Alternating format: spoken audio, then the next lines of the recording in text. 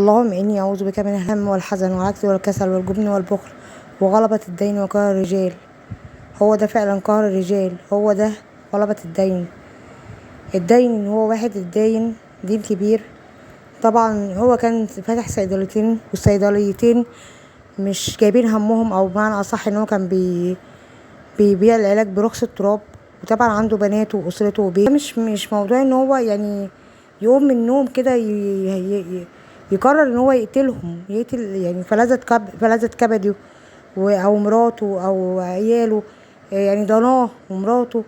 يعني هم عملوا ايه عشان خاطر الدين اللي عليك؟ يعني انت عليك دين كبير ورحت اخدت فلوس بفوائد كبيرة، فاتقي ربنا. ما عملوش حاجة، مش ذنبهم.